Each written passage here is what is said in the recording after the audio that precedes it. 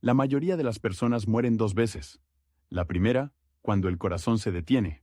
La segunda, cuando su nombre se borra de la memoria de los demás. Pero hay vidas que se niegan a desaparecer.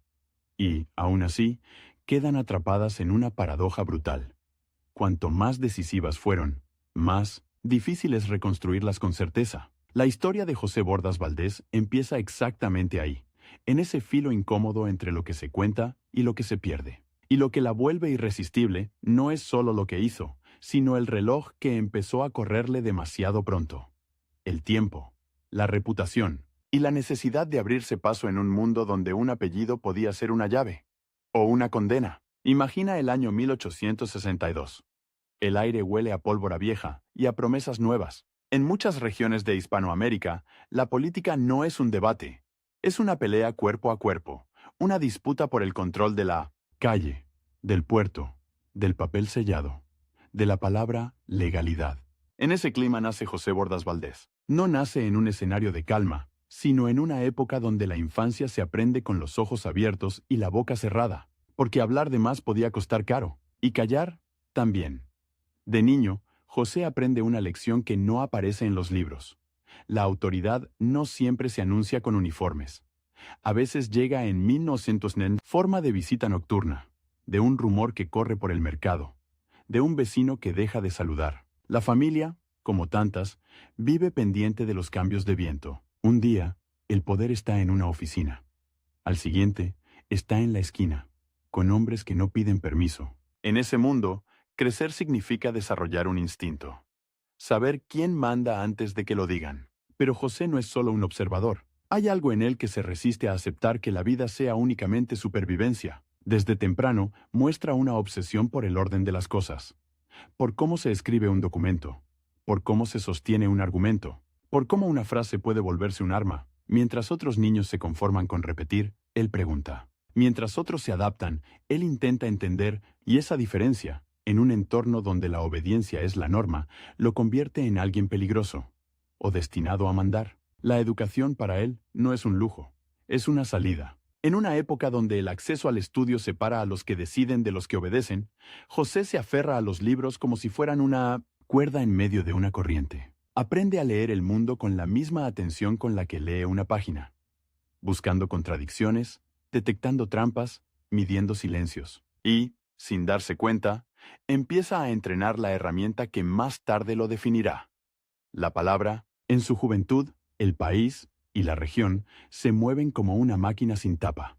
Engranajes expuestos, chispas constantes, cambian gobiernos, cambian alianzas, cambian banderas, pero hay algo que no cambia. La gente común paga el precio. José ve cómo una decisión tomada lejos puede vaciar una mesa cerca, ve cómo una firma puede arruinar una cosecha, ve cómo la política, cuando se vuelve capricho, se convierte en hambre. Y entonces aparece el primer gran conflicto real de su vida. No es un enemigo con nombre propio, sino un sistema entero que funciona, por lealtades, favores y castigos. Un sistema donde el mérito no siempre asciende, donde la honestidad puede ser interpretada como ingenuidad, donde el que no se alinea queda fuera. José quiere entrar, sí, pero no para ser una pieza más. Quiere entrar para empujar desde dentro. Y eso, en cualquier época, es una declaración de guerra. Hay un momento, y quienes han vivido cerca del poder lo reconocen, en que uno entiende que la política no empieza cuando te dan un cargo, sino cuando te obligan a elegir. José empieza a elegir temprano, elegir con quién hablar, elegir qué callar, elegir cuándo insistir y cuándo retroceder. Cada elección deja una marca, y cada marca, en un ambiente de vigilancia social, se convierte en reputación. Su nombre empieza a circular en círculos donde las palabras pesan, no como el de un caudillo, no como el de un hombre de espada, sino como el de alguien que sabe escribir, argumentar, ordenar ideas. En un mundo donde muchos mandan por fuerza, él empieza a destacar por otra clase de poder, el de convencer. Y convencer, a veces, es más peligroso que disparar, porque cambia la mente de los demás. Pero el ascenso no es limpio ni lineal. José se enfrenta a la primera gran prueba, la presión para convertirse en lo que el sistema espera. Hay puertas que se abren con una condición. Sé uno de los nuestros. Hay oportunidades que vienen con una factura invisible. Deberás algo. Y él, que entiende el precio de las deudas políticas, intenta avanzar sin hipotecarse del todo. Esa tensión lo acompaña como una sombra. Si se mantiene puro, lo expulsan. Si se ensucia demasiado, se pierde. En esos años, la vida pública no perdona la duda. La gente quiere certezas. Quiere líderes que hablen como si el futuro estuviera escrito. Pero José aprende que el futuro no se escribe. Se pelea, y que, para pelearlo, hay que soportar el desgaste. Porque el desgaste es el impuesto del que intenta cambiar algo. Hay escenas que lo forman más que cualquier discurso. Una reunión donde se decide el destino de una comunidad sin que esa comunidad esté presente. Un documento que se firma con prisa, como si la prisa fuera una excusa moral. Un hombre que promete orden y entrega miedo. José observa, toma nota y guarda una rabia fría, disciplinada. No la rabia que explota, sino la que se convierte en estrategia. Y entonces llega el giro. En lugar de alejarse, se acerca. En lugar de refugiarse en la vida privada, se mete en el barro, porque entiende algo que muchos descubren tarde. Si no estás en la mesa, estás en el menú. José decide que no va a ser devorado por decisiones ajenas. Decide que va a aprender el lenguaje del poder para hablarlo mejor que quienes lo usan como látigo. Su entrada a la vida política no es un salto heroico, es una infiltración paciente. Empieza por lo que parece pequeño. Tareas administrativas, responsabilidades que otros desprecian, espacios donde se ve el esqueleto del Estado. Ahí descubre la verdad incómoda.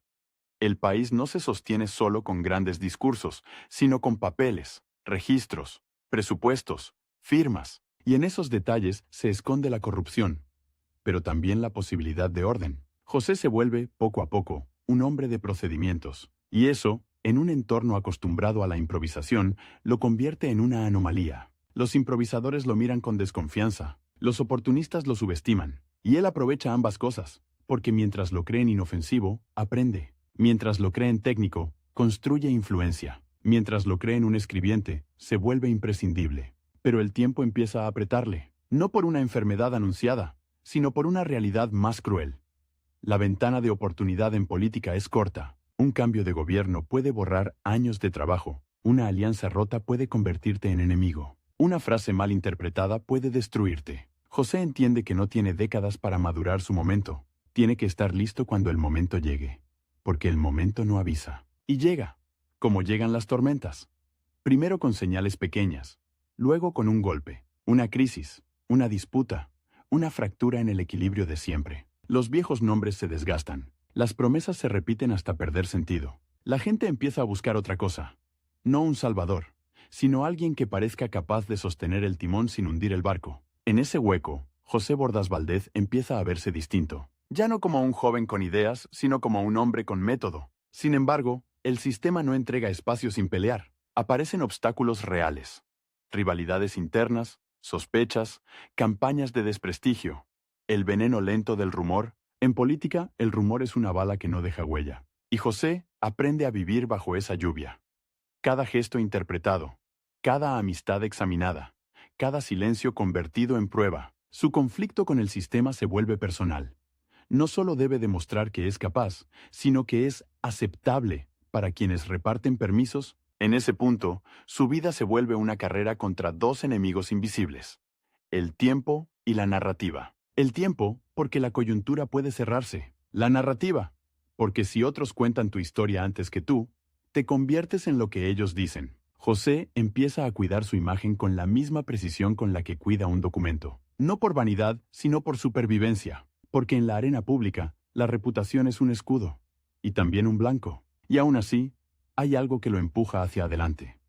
La convicción de que el Estado puede ser algo más que un botín. Esa idea, simple y explosiva, lo separa de muchos, lo hace incómodo, lo hace necesario, y lo pone en peligro. Cuando termina esta primera etapa de su vida, José ya no es solo el muchacho que aprendió a leer el mundo con cautela. Es un hombre que ha entendido la mecánica del poder desde adentro, que ha pagado el precio de acercarse sin rendirse del todo, y que está a punto de entrar en el tramo donde cada decisión deja de ser aprendizaje y se convierte en destino, porque lo que viene después no será solo ascender, será resistir. Y, sobre todo, será demostrar, bajo presión, si su método puede sobrevivir en un lugar donde la política devora a los que creen que pueden domarla. El momento llega sin fanfarrias, pero con un sonido que José Bordas Valdez reconoce al instante: el crujido de una puerta que se abre. y el chasquido de una trampa que se arma al mismo tiempo, porque en la política real, cuando por fin te invitan a entrar, no es para aplaudirte, es para medir cuánto aguantas antes de quebrarte. A finales del siglo XIX, el país vive con el pulso acelerado. Las instituciones existen, sí, pero a veces parecen decorado. Por detrás se mueven pactos, lealtades, resentimientos viejos, y en ese tablero, José ya no es el joven aplicado ni el hombre de papeles. Ahora es alguien que empieza a estorbar. Estorba porque sabe demasiado, porque recuerda lo que otros quieren olvidar, porque cuando habla de procedimientos, en realidad está hablando de límites. Y poner límites es el pecado máximo en un sistema acostumbrado a que todo se negocie. Su ascenso se vuelve visible, y cuando algo se vuelve visible, se vuelve atacable. Primero llegan los elogios envenenados. Es capaz, pero le falta calle. Luego, las sonrisas que no llegan a los ojos. Es honesto, demasiado honesto. Después, el golpe clásico, el rumor. Un rumor no necesita pruebas, solo necesita repetición. En los cafés, en los pasillos, en las oficinas donde se decide quién firma y quién espera, empieza a circular una versión conveniente. Que Bordas Valdez es un moralista, un obstáculo, un hombre que no entiende cómo funcionan las cosas. Y esa frase, cómo funcionan las cosas, es una amenaza disfrazada de explicación. José entiende el mensaje. Si quiere subir, tiene que pagar. No con dinero necesariamente, sino con obediencia, con silencio, con complicidad. Ahí aparece el conflicto central de esta etapa. No es una pelea de puños, es una guerra de desgaste contra la maquinaria misma. La maquinaria que premia al dócil y castiga al que pregunta. La maquinaria que te ofrece un cargo con una mano y te pone una soga con la otra. Y José, que ha aprendido a leer entre líneas, ve la soga antes de que se cierre. Pero también ve algo más. Una grieta, una crisis administrativa, de esas que parecen técnicas hasta que revelan el corazón del poder.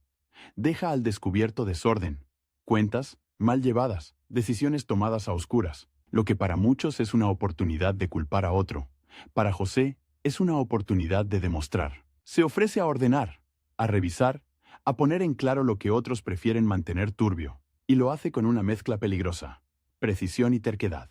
La primera vez que entrega un informe sólido, con números que no se pueden discutir y con responsabilidades que no se pueden esconder, el ambiente cambia. No hay aplausos, hay silencio, un silencio pesado, como si alguien hubiera apagado la música en medio de una fiesta, porque un informe así no es un documento, es un espejo, y a nadie le gusta mirarse cuando sabe que está sucio. Esa noche, José no duerme tranquilo, no por miedo abstracto, sino por una certeza concreta.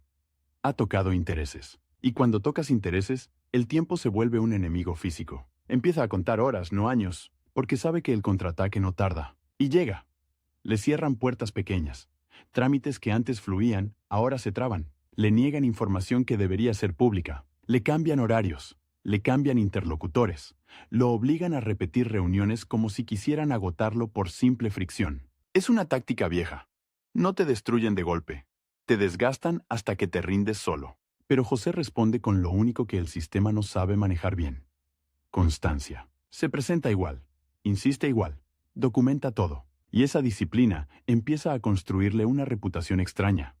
La de un hombre que no se mueve por capricho, sino por método. Para algunos eso es admirable, para otros es intolerable. En ese punto aparece un giro que lo empuja hacia arriba.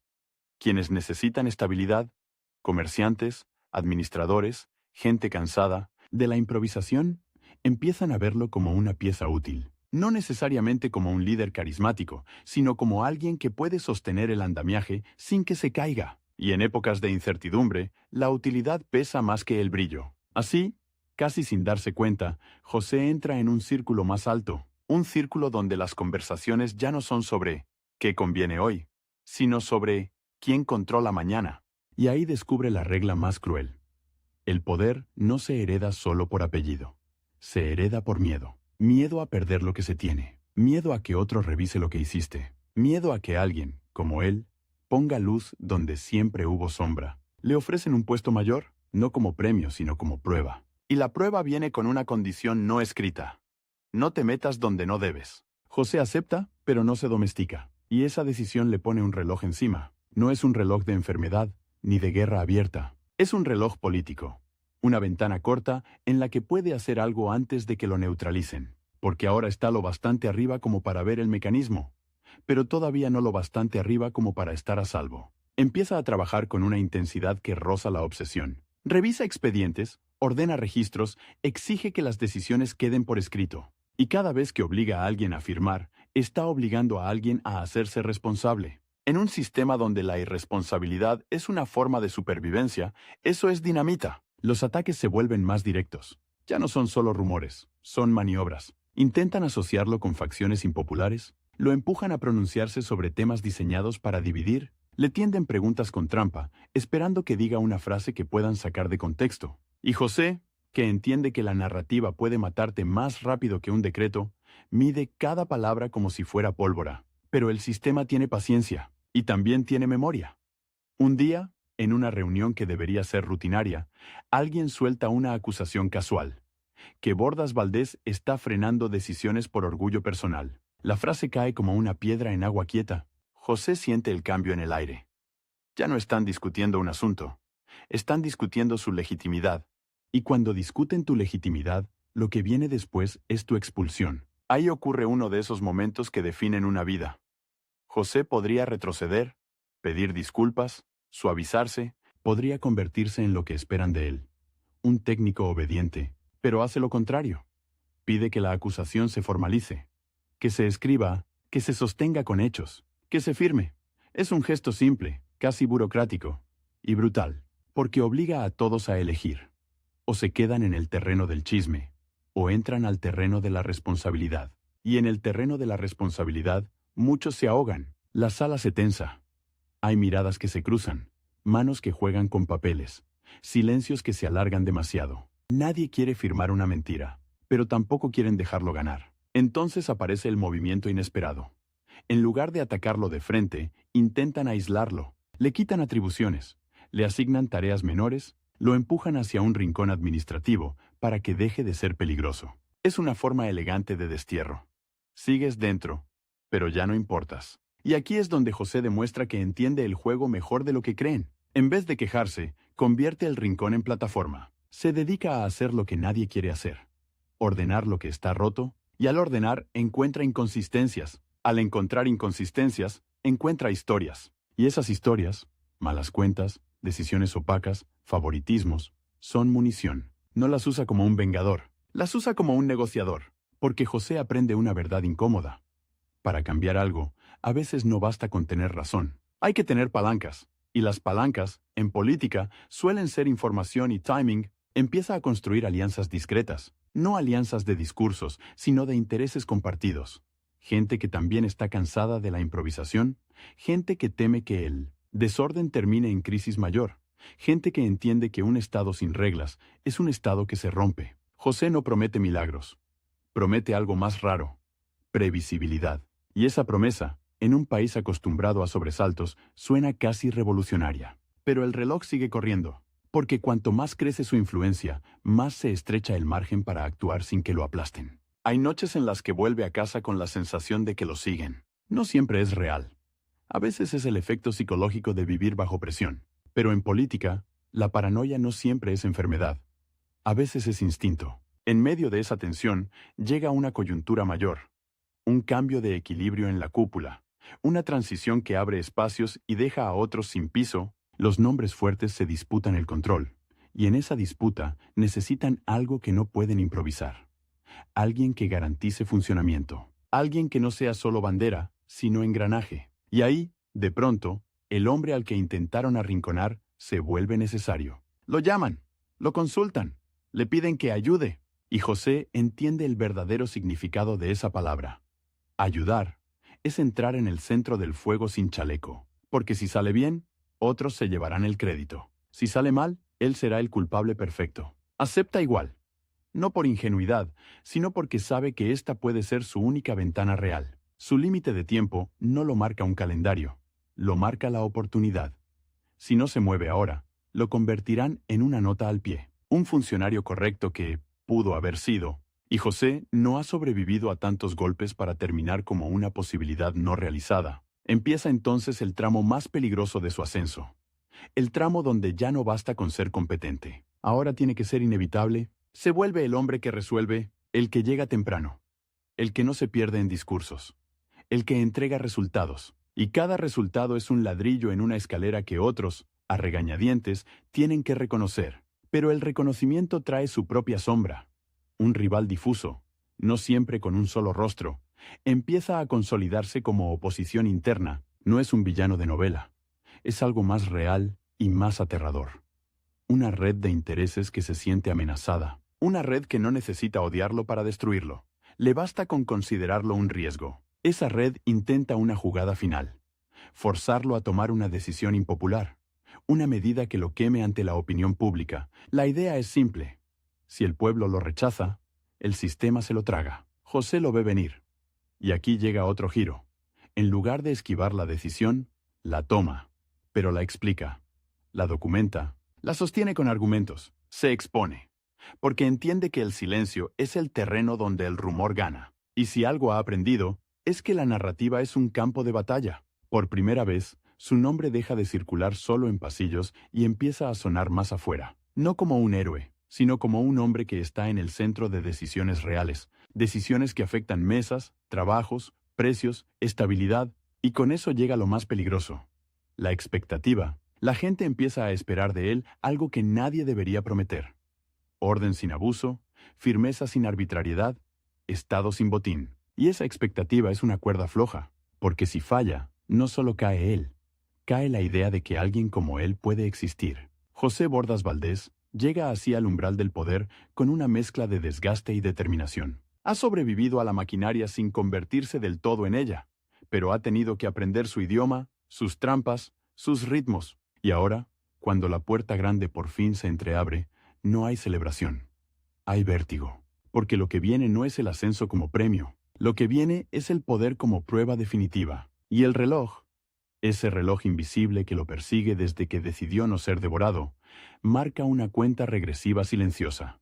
O convierte su método en gobierno, o el sistema lo convertirá a él en otra historia borrada. El poder, cuando por fin lo tocas, no se siente como una corona. Se siente como una mesa fría, llena de papeles que huelen a tinta vieja y a pólvora. Porque cada firma puede salvar un presupuesto o encender una revuelta. Y José Bordas Valdés lo entiende en el primer minuto. Ahora no lo van a juzgar por lo que piensa, sino por lo que logra antes de que el reloj lo aplaste. La puerta grande se abre. Sí, pero detrás no hay luz. Hay un pasillo estrecho donde todos te miran como si ya estuvieras condenado. Los mismos que ayer lo llamaban útil, hoy lo observan con una pregunta muda. ¿Cuánto tardará en ensuciarse? Porque el sistema no teme al incompetente lo maneja. El sistema teme al que pretende ordenar, sin pedir permiso. José entra con su método como si fuera un escudo. No llega gritando, llega midiendo. Lo primero que hace no es prometer, es contar. Contar gastos, contar tiempos, contar ausencias. Descubre que el Estado, ese monstruo que desde afuera parece sólido, por dentro está lleno de costuras mal cosidas. Hay oficinas que funcionan por inercia, contratos que se renuevan por costumbre, decisiones que nadie recuerda quién tomó. Y en ese caos hay una verdad brutal. El desorden no es un accidente, es una forma de poder. Si todo está confuso, nadie es responsable. Ahí aparece su primer choque real ya en el centro. La red de intereses que lo toleró mientras era técnico. Ahora lo quiere dócil. Le ofrecen facilidades, atajos, acuerdos, silencios. Le hablan con esa voz suave que en política es un cuchillo envuelto en terciopelo. No te compliques, José. No hagas enemigos innecesarios. Y él escucha lo que no dicen. No nos obligues a defendernos. Pero José tiene un límite de tiempo que no es público, y por eso es más peligroso. No es una fecha escrita en un decreto. Es una ventana política. Sabe que su margen para actuar es corto, que la paciencia de los que mandan de verdad dura lo que tarda en sentirse amenazados. Si no deja resultados rápidos, lo van a reducir a un adorno. Si deja resultados demasiado rápidos, lo van a cortar. Así que elige una estrategia que parece aburrida. Y por eso mismo es letal. Convierte la administración en un campo de batalla. Empieza por lo que nadie aplaude. Registros, inventarios, procedimientos. Ordena archivos como quien desactiva minas. Exige que cada decisión tenga respaldo, que cada gasto tenga justificación, que cada nombramiento tenga un motivo escrito, y cada vez que obliga a poner algo por escrito, le quita al sistema su arma favorita: la ambigüedad. La tensión sube sin necesidad de discursos. Se nota en los detalles. Funcionarios que antes lo saludaban, ahora miran al suelo. Reuniones que antes eran fluidas, ahora se llenan de interrupciones. Papeles que deberían llegar en horas, aparecen días después. Perdidos, en algún escritorio. Es sabotaje sin huellas. Y José responde con una obsesión que empieza a asustar. Copia todo, registra todo, pide recibos, pide constancias, pide firmas, no porque sea paranoico, sino porque sabe que lo van a atacar con la única cosa que mata más rápido que un escándalo: la duda. Entonces llega el primer golpe grande, el que busca quebrarlo de verdad. Le colocan una crisis en las manos, no una crisis abstracta, sino una de esas que se sienten en la calle. Pagos atrasados, proveedores presionando, empleados inquietos, rumores de que no hay dinero. La ciudad, o el país, según el alcance de su cargo, empieza a oler el miedo. Y cuando la gente huele miedo, no pregunta por procedimientos, exige culpables. La jugada es perfecta. Si José paga, lo acusarán de despilfarrar. Si no paga, lo acusarán de insensible. Si recorta, lo odiarán. Si no recorta, lo hundirán. Es una trampa de dos puertas, y ambas llevan al mismo lugar: su desgaste público. Ahí aparece un giro que lo define. En vez de esconderse detrás de tecnicismos, José hace algo que en ese ambiente es casi suicida. Expone el mecanismo, no con un discurso heroico, sino con datos. Presenta cifras, muestra flujos, explica por qué falta lo que falta y dónde se fue lo que se fue. Y al hacerlo, no solo intenta resolver la crisis, señala responsabilidades. No dice nombres como un acusador teatral, pero deja el mapa tan claro que cualquiera puede seguirlo. El silencio que sigue es peor que un grito. Porque los números, cuando están bien puestos, son una acusación sin adjetivos. Y los adjetivos se discuten, los números se temen. La red de intereses reacciona como reacciona siempre. No discute el contenido, discute al mensajero. Empiezan a llamarlo rígido, intransigente, enemigo del consenso. Lo pintan como un hombre que no entiende la realidad social. Como si la realidad social fuera una excusa para no rendir cuentas. Y aquí, el conflicto se vuelve más personal. Ya no es solo Bordas Valdés contra el desorden. Es Bordas Valdés contra la narrativa que quieren imponer sobre él. Porque si logran convertirlo en villano, todo lo que haga después será sospechoso. Y si todo es sospechoso, el sistema vuelve a respirar. José, sin embargo, no se defiende con carisma. Se defiende con resultados. Empieza a cerrar fugas pequeñas que nadie veía. Contratos duplicados, pagos sin respaldo, compras infladas. No lo hace con una gran purga espectacular. Eso sería darle al enemigo una excusa para llamarlo persecutor. Sino con una cirugía lenta, y esa lentitud desespera a los que viven de la urgencia, porque la urgencia es su teatro. En la urgencia se firman cosas sin leer, pero cada corrección que José introduce tiene un efecto colateral.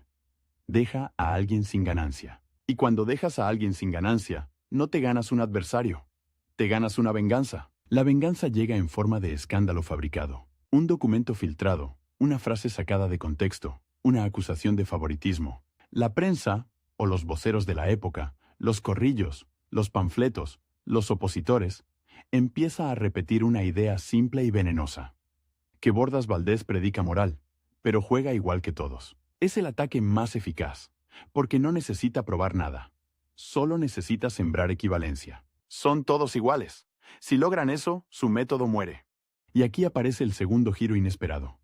José no responde negándolo todo, responde abriendo más.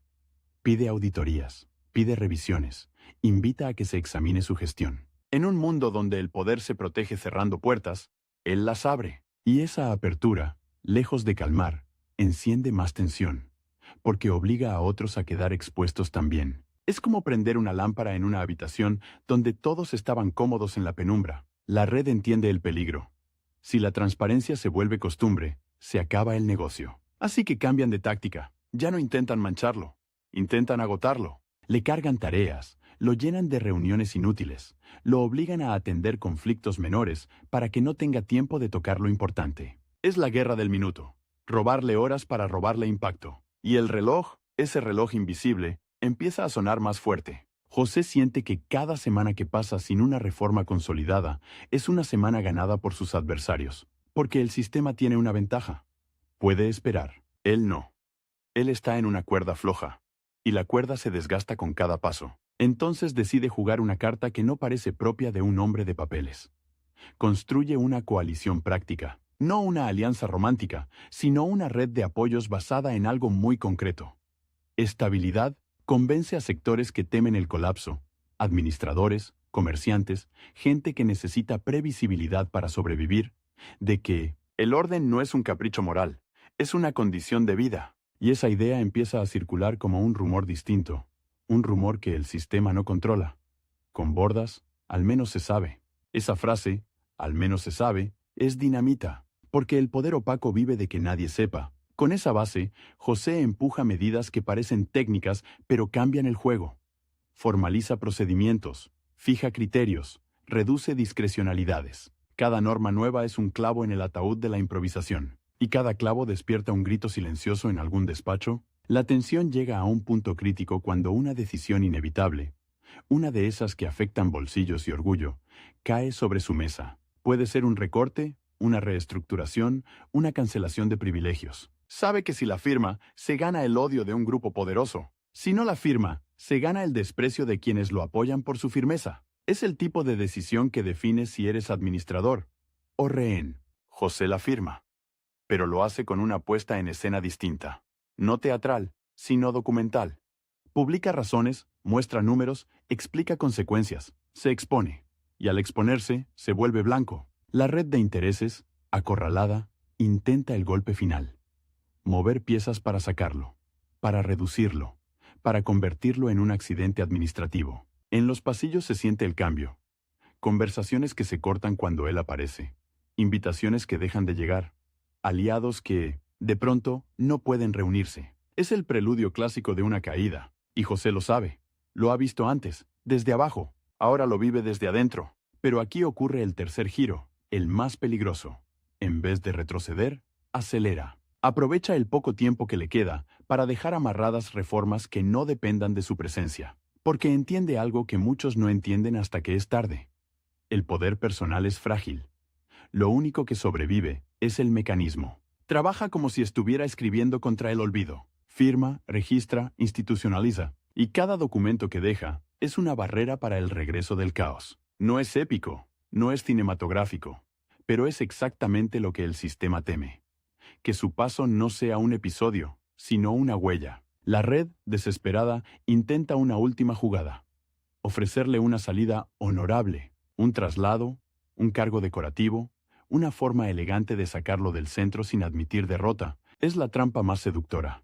Te dan paz a cambio de silencio. José duda.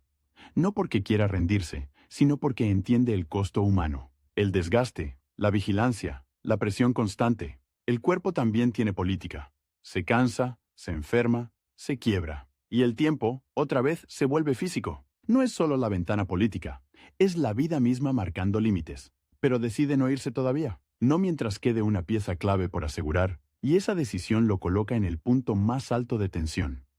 El momento en que ya no se trata de ganar, sino de sobrevivir lo suficiente, para que lo hecho no se deshaga. Cuando finalmente logra dejar cerrados ciertos candados, procedimientos, controles, compromisos escritos, el ambiente cambia de nuevo. No se vuelve amable, se vuelve calculador. Sus adversarios entienden que derribarlo ya no borra todo, y sus aliados entienden que apoyarlo tiene un precio. José Bordas Valdez queda entonces en una posición extraña.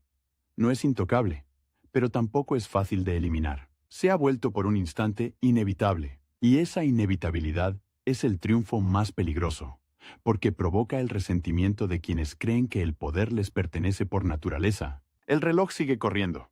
Y ahora la pregunta ya no es si José puede ordenar un Estado, la pregunta es si el Estado, con sus sombras, sus pactos, su memoria vengativa, le permitirá seguir respirando dentro de él sin convertirlo en otra pieza más del mismo engranaje que juró domar. El golpe no llega con un disparo ni con un decreto, llega con algo más frío. Una puerta que ya no se abre, un teléfono que ya no suena, un saludo que se vuelve formal como un acta, y de pronto, el hombre que había aprendido a moverse entre papeles como si fueran mapas de guerra, entiende el contraste más cruel del poder. No te expulsan con escándalo, te evaporan. José Bordas Valdez siente esa evaporación en la piel, porque el sistema, cuando no puede destruirte de frente, te reduce por los bordes, te quita presupuesto, te quita atribuciones, te quita tiempo. Y el tiempo, ese enemigo invisible que lo persiguió desde el primer día, ahora se vuelve una sentencia. Su ventana se cierra. No importa cuántas reformas haya dejado amarradas, el engranaje siempre intenta recuperar su elasticidad, volver a la penumbra donde nadie firma con nombre completo. La salida honorable finalmente se concreta. No es una derrota teatral, es una retirada administrada. Le ofrecen un lugar donde su método no haga daño, donde su obsesión por el registro sea una manía inofensiva. Y ahí está el giro que duele. José acepta, no porque se rinda, sino porque entiende que quedarse un día más en el centro puede significar perderlo todo, incluso lo que ya dejó escrito. A veces, para que una reforma sobreviva, el reformista tiene que desaparecer a tiempo, pero desaparecer no es descansar. Afuera del foco, el mundo no se vuelve más amable, solo se vuelve más silencioso. Y el silencio es peligroso, porque en el silencio se reescribe la historia. Los mismos que antes lo llamaban intransigente, ahora lo describen como un técnico útil en su momento. Útil. Como si su paso hubiera sido una herramienta prestada, no una pelea. Como si el conflicto no hubiera sido real. Como si no hubiera habido noches sin sueño, amenazas veladas, sabotajes de oficina, trampas de dos puertas. José vuelve a una vida donde el poder ya no lo protege ni lo persigue con la misma intensidad. Y esa transición es un choque físico. El cuerpo, que durante años funcionó como una máquina de resistencia, empieza a cobrar facturas. El cansancio se vuelve más pesado que cualquier expediente. La presión que antes era ruido constante, ahora se transforma en un zumbido interno. La pregunta de si valió la pena, porque hay una imagen que no lo suelta. La lámpara encendida en aquella habitación de penumbra. Él la encendió. Y cuando uno enciende una lámpara, no puede fingir que no vio lo que vio. Aunque lo saquen del cuarto, la vista ya cambió para siempre. En los años siguientes, José Bordas Valdés se convierte en un hombre que observa. Observa cómo algunas de sus medidas resisten, y cómo otras se doblan con la primera tormenta política. Observa cómo el lenguaje del orden se usa a veces como máscara para nuevas discrecionalidades. Observa cómo la gente, cansada de crisis, vuelve a preferir promesas rápidas antes que procedimientos lentos. Y esa es otra forma de tragedia. Descubrir que el enemigo no siempre es un grupo de intereses. A veces es la impaciencia colectiva. Sin embargo, algo queda. No como estatua, sino como hábito. Porque cuando obligas a que una decisión tenga respaldo, aunque después intenten saltarse el respaldo, ya existe la idea de que saltárselo es una falta. Antes era normal, ahora es una transgresión. Y esa diferencia, que parece mínima, es una grieta en la impunidad. José no se vuelve un personaje de plaza pública. No es el tipo de figura que llena balcones. Su legado no es un grito, es un archivo. Y eso, en un país donde el olvido suele ser política de Estado, es casi una provocación. Pero el sistema no olvida. El sistema recuerda a quienes lo obligaron a escribir. Y por eso, incluso fuera del cargo, José sigue siendo incómodo. No lo atacan con titulares, lo atacan con omisiones. Su nombre aparece menos. Sus decisiones se atribuyen a la administración. Sus conflictos se diluyen en las circunstancias. Es una forma elegante de venganza. Quitarte la autoría para que tu ejemplo no contagie. Y aquí aparece el último giro, el más íntimo. José empieza a escribir para sí mismo, para fijar lo que vio, no necesariamente memorias grandilocuentes, sino notas, correspondencia, registros personales, como si entendiera que su verdadera batalla final no es contra un adversario político, sino contra la distorsión del tiempo, porque el tiempo no solo mata cuerpos, mata versiones. La década avanza y el mundo cambia de ritmo. Nuevas crisis, nuevas figuras, nuevas urgencias. Y él, nacido en 1862, carga con una vida que atravesó transformaciones profundas. En ese tránsito, su figura se vuelve la de un hombre que conoció el corazón administrativo del poder y salió con una certeza amarga. La corrupción no siempre se presenta como maldad. Muchas veces se presenta como costumbre. Y la costumbre es más difícil de romper que un enemigo declarado. En 1940, el reloj que lo persiguió toda la vida finalmente gana. José Bordas Valdés muere. Y la muerte, que debería cerrar historias, a veces las abre de otra manera. Porque cuando alguien muere, el sistema intenta decidir qué parte de su vida merece ser recordada. Y ahí se libra la última pelea, sin que el protagonista pueda hablar. Algunos lo recordarán como un hombre rígido, incapaz de entender la política. Otros, como un administrador que intentó poner orden donde el desorden era rentable, pero si uno mira con atención, si uno sigue el rastro de lo que dejó, aparece una verdad más potente que cualquier etiqueta. José no peleó por ser querido, peleó por dejar mecanismos que sobrevivieran a su nombre. Y eso es lo que vuelve su historia inquietante, porque obliga a una pregunta incómoda, una pregunta que no se puede responder con discursos. ¿Cuántas veces hemos confundido gobernar con improvisar? ¿Cuántas veces hemos llamado consenso a la renuncia a la responsabilidad? ¿Cuántas veces hemos aceptado la penumbra porque la luz exige cuentas? La imagen final no es la de un hombre en un palacio, ni la de un héroe en una plaza. Es la de un escritorio. Un escritorio con papeles alineados, con firmas claras, con fechas precisas. Un escritorio donde cada documento es una pequeña barricada contra el olvido. Y en esa escena, aparentemente simple, está el verdadero suspenso de su vida. José Bordas Valdés entendió que el poder no se derrota, solo con valentía, sino con estructura, que el enemigo no siempre grita, a veces susurra, así se ha hecho siempre. Y él, contra ese susurro, dejó algo más fuerte que un grito. Dejó constancia.